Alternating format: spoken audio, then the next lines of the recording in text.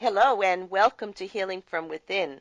I am your host, Sheryl Glick, author of The Living Spirit, which shares stories of spiritual awakenings, spiritual communication, healing energies, miracles, and ways to go within to find your true soul essence. I am delighted today to welcome Reverend Thabiti to talk about a new film, The Illumined Ones.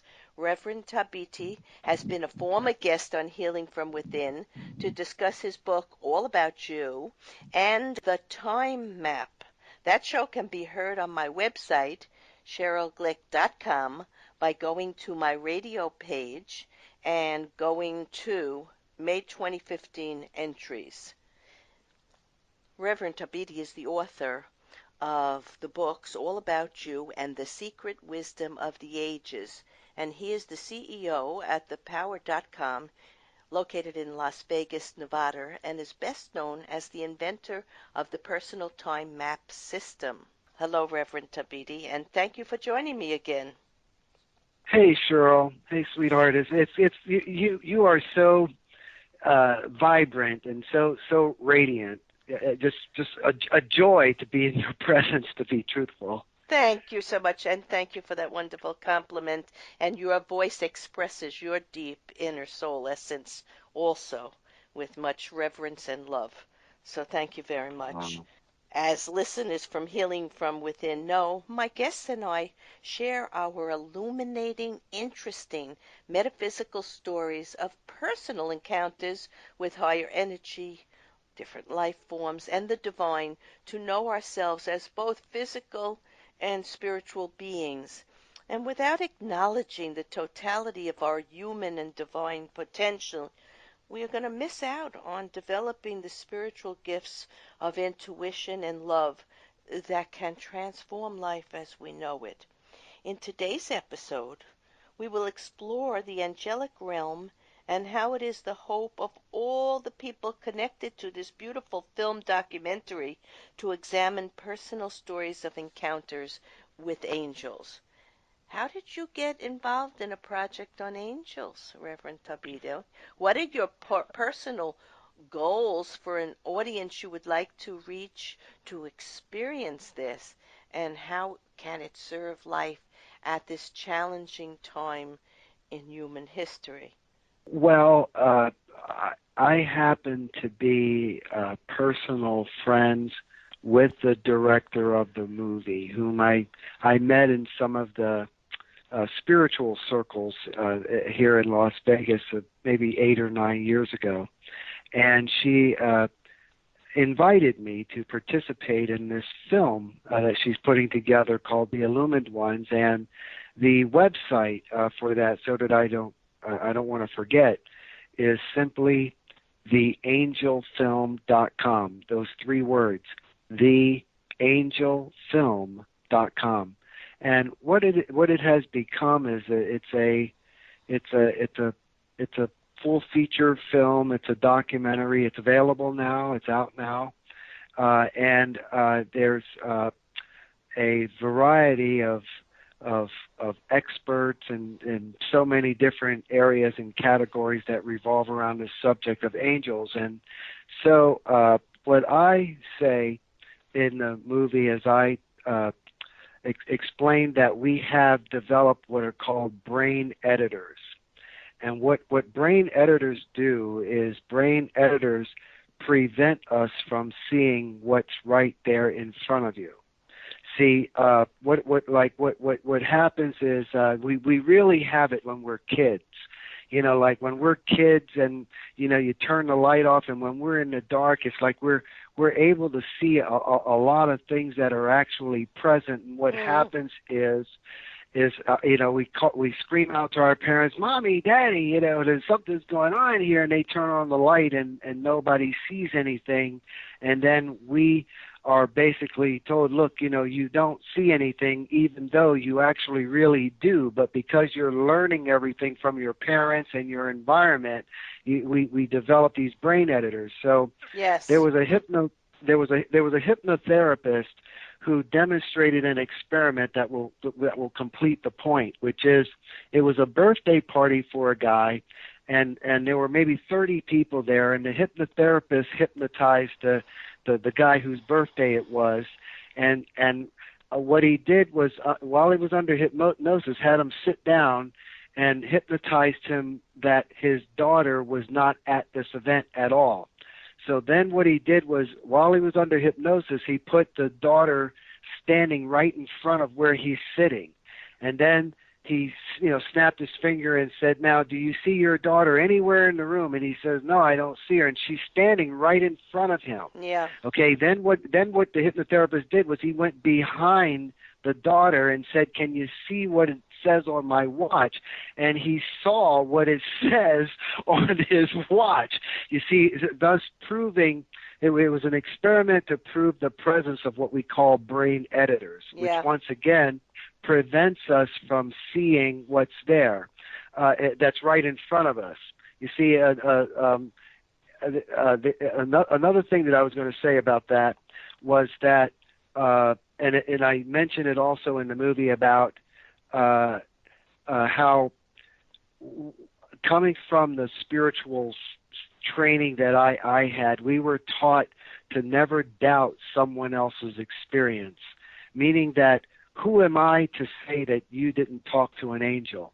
Who am I to say that you didn't see a ghost? You see, so we were taught never to doubt someone else's, never to doubt someone. Let me interrupt you a minute there. I was never taught that, but I have learned that through the readings I do and the metaphysical, mystical experiences I have had.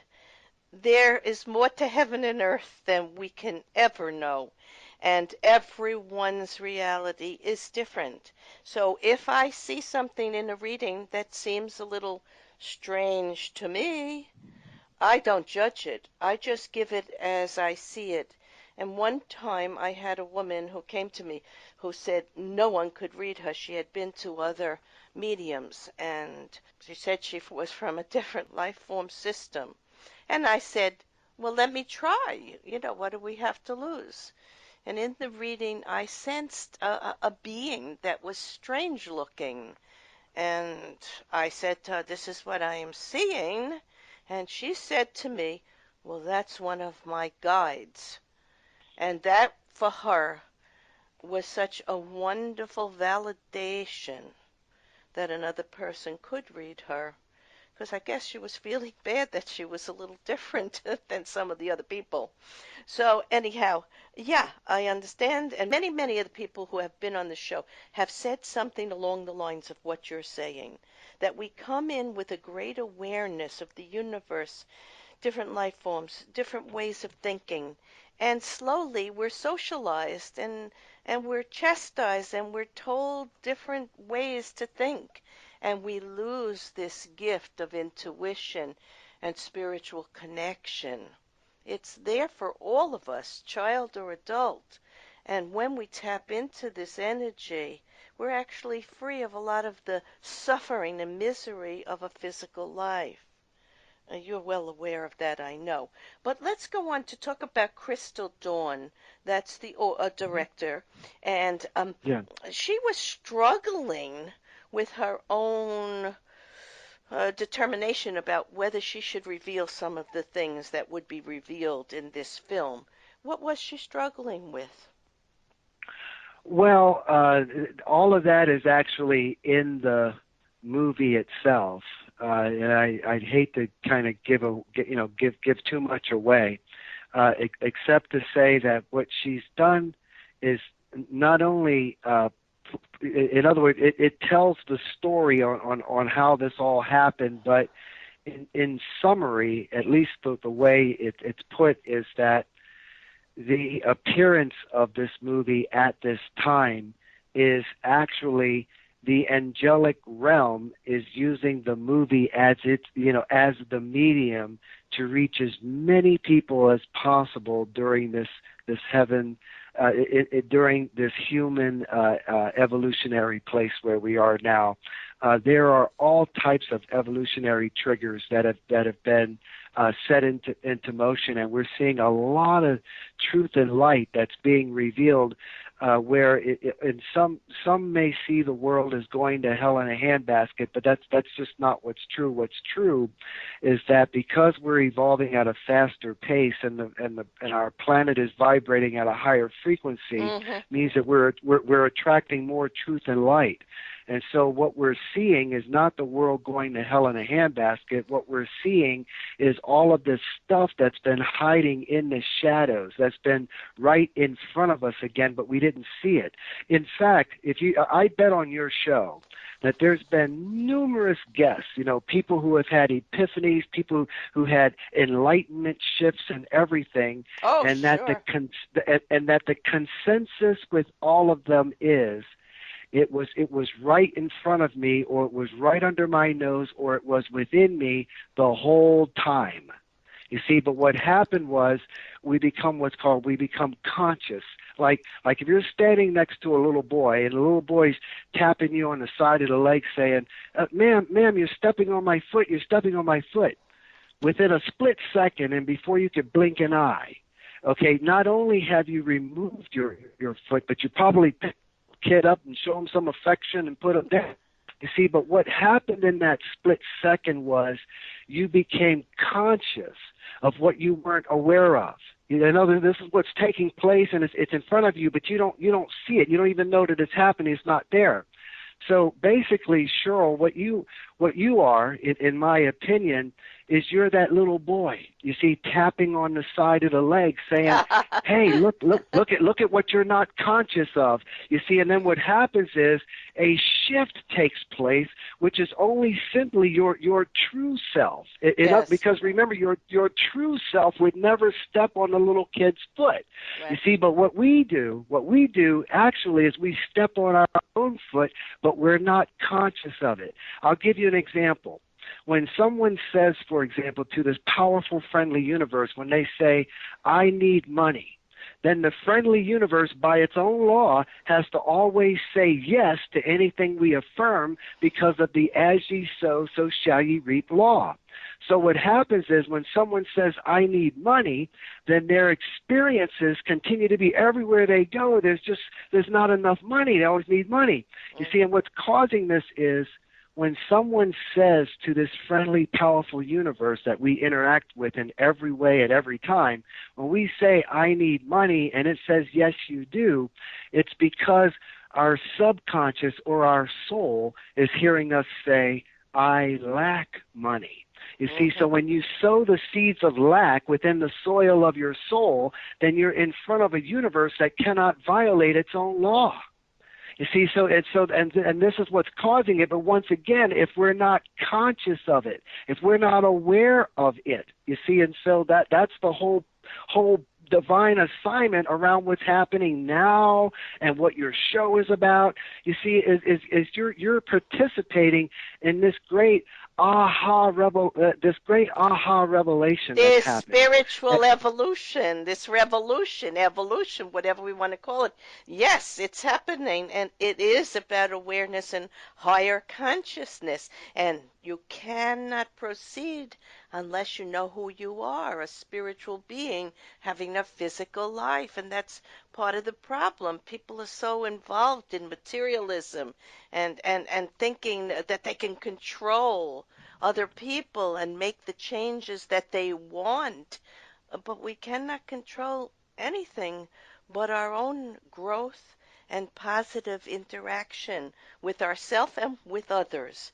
And that's what this is all about. But now you mentioned some of the people in the film, and Stuart Pearce and Dr. Susan Shumsky are mentioned in the film, and they've been on this show. So Stuart Pearce is an English Shakespearean actor and voice coach, and the title of his show is The Ancient Realm of Atlantis. So he was going back very far to try, in our discussion, to help listeners know that this has always been about the merging of spiritual energy and human energy for the evolution and our growth, our wisdom, and our acceptance and growth in love and compassion.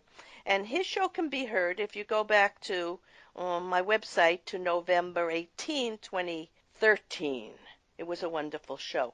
And Dr. Susan Shumsky has been on the show